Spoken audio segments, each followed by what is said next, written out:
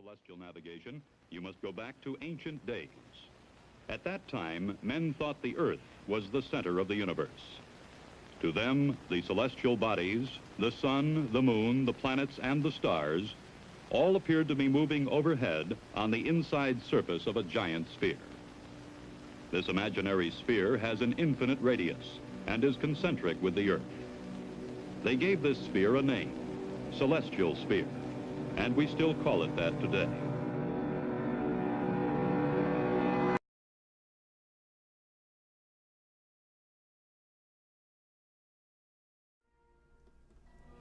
How the sky moves.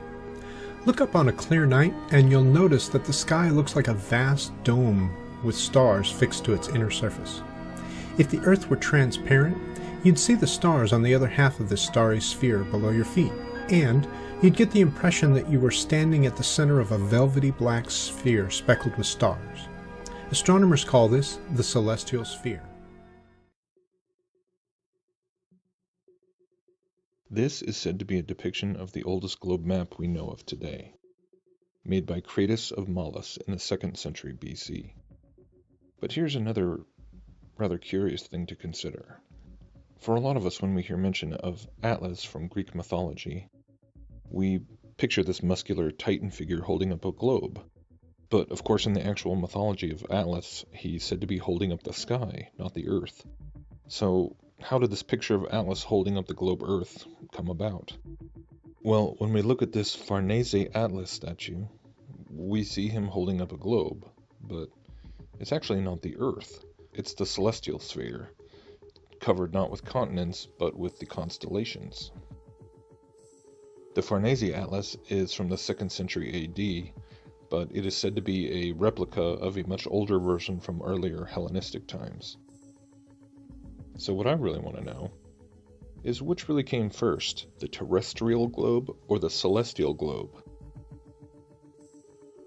The globe by Crates is curious. I mean, even if the ancient Greeks believed that the Earth was a globe, they weren't really making globe maps yet. Not from the ground, anyways. They hardly left the Mediterranean. I mean, yes, they went to England and North Africa, and we have all these variations of what's known as the OT map with the 3 main continents of Europe, Asia, and North Africa, and there was the Spice Road that went to Asia, and they had maps, but they had maps of kind of the main central continent there. But it wasn't until guys like Columbus and Vasco da Gama and Magellan and Captain Cook went out there and started sailing the oceans that any real attempt at mapping the whole Earth from the surface of it could even be attempted. But of course we all know that they were using celestial navigation to chart their way, even if they didn't know what lay ahead on the horizon in terms of, waterways or land masses. They already had sort of a full globe map because they had the celestial globe map, which had been around since antiquity due to the fact that the heavens move and you can chart a good deal of the stars without having to travel over much of the Earth's surface. But then, in this last couple of years, suddenly all these people around the world start questioning all of it, start doubting NASA, and then trying to actually measure curvature and not finding it. Everybody starts scratching their heads trying to understand just what the heck is going on and how does it all work, what's the real map, what's the real model, how do the heavens work, so on. And we know all the sticking points that are debated endlessly about the southern stars and the equinoxes, and we've seen all these kinds of theories and heard all kinds of alleged debunkings and etc. But overall, there's still a lot of unanswered specific questions when we definitely don't have it all figured out. But I have to say that I do think we are in many ways really making progress in narrowing some very important things down. And we've begun to realize that things like perspective would of course have an effect on things like viewing the sun, moon, and stars. I've just been looking at P-Brain's video on crepuscular and anti-crepuscular rays regarding the southern stars, and it really is something that makes you stop and think. It still leaves me with some questions, but I definitely think he's onto something there. And then of course Skiba just put out his video on atmospheric lensing, and ODD mirrored that because it was just so great. And he's demonstrating how this lensing effect from water, which of course the atmosphere has lots of, would of course factor into all these anomalous, things that we've been debating over for so many months. Things like building being cut off over the horizon. And is that due to curvature or refraction or, what? And it's pretty amazing to see what he was able to demonstrate with just a very simple experiment, and even with the sun. And I would think that would have to factor into our view of the stars as well, things like atmospheric lensing. And speaking of the stars, there's all the things we've been realizing as we look closer with P900 lenses and everything, seeing that stars and planets are very different from what we've long assumed, and they seem to be more along the lines of like what Bob from Globebusters describes as sonoluminescent electromagnetic manifestations. I love that term, by the way, Bob. And yeah, it would seem that, so another net conclusion we've been realizing is that somehow the higher up you go into the atmosphere, at some point the stars begin to actually vanish from view. And so they are, for lack of a better word, somewhat holographic. And so it would seem that somehow you can't simply fly up into the enclosure of the firmament and get a close-up look at one. They just disappear.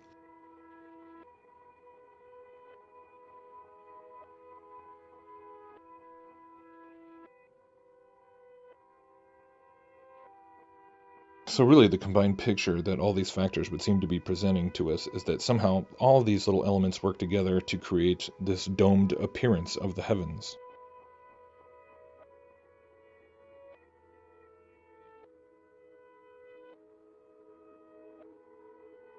And it's actually kind of funny because when you start watching a lot of these instructional videos on the celestial sphere as used by astronomy and navigation and everything, you hear over and over again them talking about how when you go outside and look up, it appears like the stars are on a dome, and this is what the ancients saw, etc.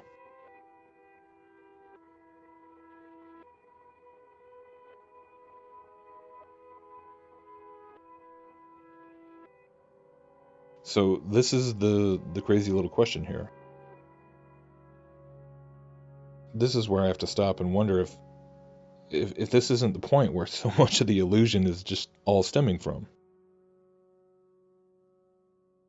Because, of course, those who laugh at the idea of the flat Earth and point to astronomical knowledge as clear evidence for the globe, they'll instantly say that as you move around the Earth, you're able to see space from every angle.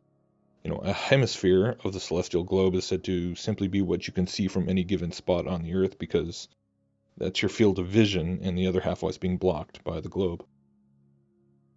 But what is beginning to emerge is that this, quote, dome overhead is really just more a function of our visual faculties as we move across the plane. And it's created by a combination of factors such as perspective, atmospheric lensing, and perhaps the even yet to be understood hyperdimensional qualities of the luminaries themselves.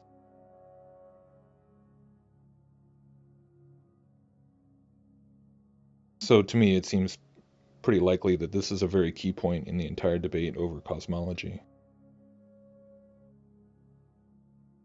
And so much hinges upon this question of whether to just accept the assumption that the celestial hemisphere that one can see at any given time is a result of a person standing on a globe, looking out at roughly half of a vast infinite space,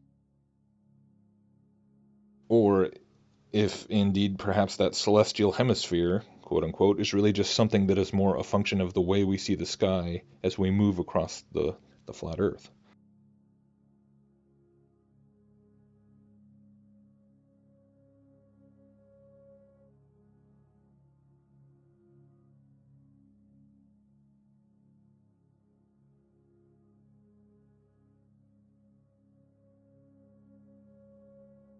Speaking of statues of Atlas, most people are far more familiar with the one that stands in front of the Rockefeller Center in New York.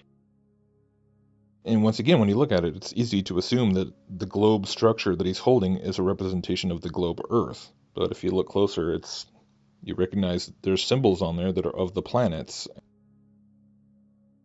and probably the zodiac as well.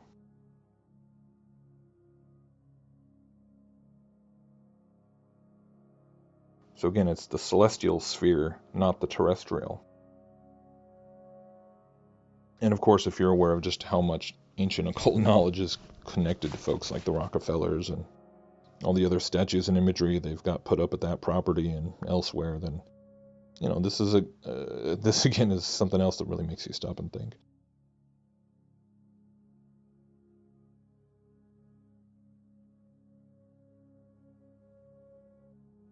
Most people are also familiar with how many places in megalithic structures on Earth, such as the Giza pyramids, are built in correspondence to specific stars or constellations. This has everything to do with the celestial sphere idea, and the idea that it's broken up into a grid pattern with its own meridian and equator, and this whole system is how sailors navigated their ways on the seas for hundreds of years. And not surprisingly, many of the pioneers in astronomy, such as Bessel, who is credited with supposedly succeeding in finally measuring the stellar parallax, he started out as a sailor and an expert in celestial navigation.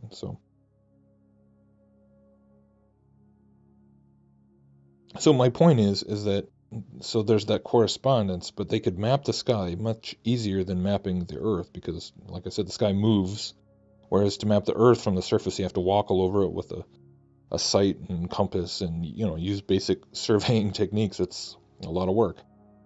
But that's not how the first terrestrial globe maps were made. They didn't hike all over every stretch of dirt and measure it from the ground. I mean, especially when the explorers started going out across the oceans, not knowing exactly where the land even was, but they knew where they were in reference to the stars. And when they started mapping the lands that they found, such as individual islands out in the middle of the ocean, there was no other reference point to be able to find their way back there other than the stars. And that's how they did it, using the celestial sphere as the map. But just because the stars can be used so reliably in navigation, does that itself mean the celestial sphere must indeed be a full globular map of stars that envelops a globe Earth?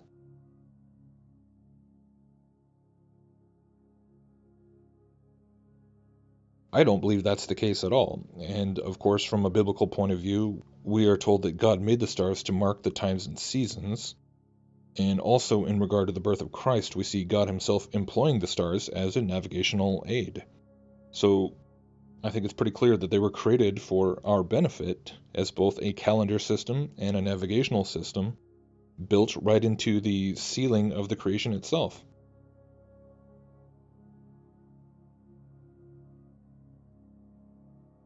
And so finally, when we get into questions about maps, we spend a lot of time talking about projections, usually all the various types of flat map projections from the alleged truly spherical Earth.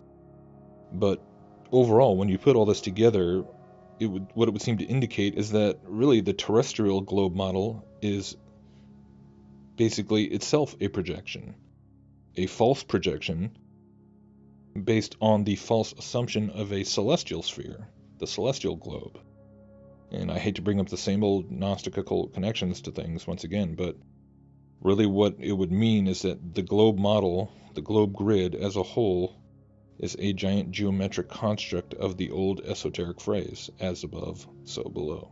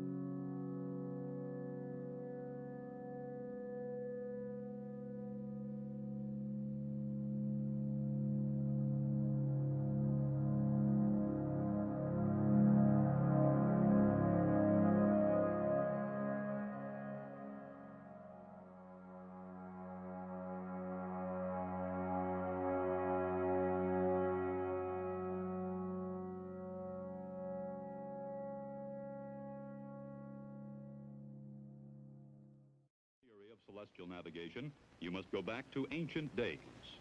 At that time, men thought the Earth was the center of the universe. To them, the celestial bodies, the sun, the moon, the planets, and the stars, all appeared to be moving overhead on the inside surface of a giant sphere. This imaginary sphere has an... Look up on a clear night and you'll notice that the sky looks like a vast dome with stars fixed to its inner surface. If the Earth were transparent, you'd see the stars on the other half of this starry sphere below your feet, and you'd get the impression that you were standing at the center of a velvety black sphere speckled with stars. Astronomers call this the celestial sphere. This is said to be a depiction of the oldest globe map we know of today, made by Crates of Malus in the 2nd century BC. But here's another rather curious thing to consider.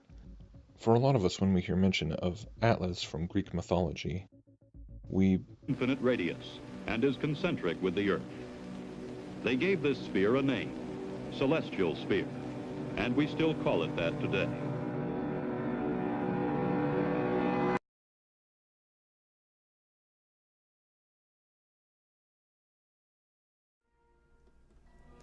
How the sky moves. Picture this muscular Titan figure holding up a globe. But, of course, in the actual mythology of Atlas, he's said to be holding up the sky, not the Earth. So, how did this picture of Atlas holding up the globe Earth come about? Well, when we look at this Farnese Atlas statue, we see him holding up a globe, but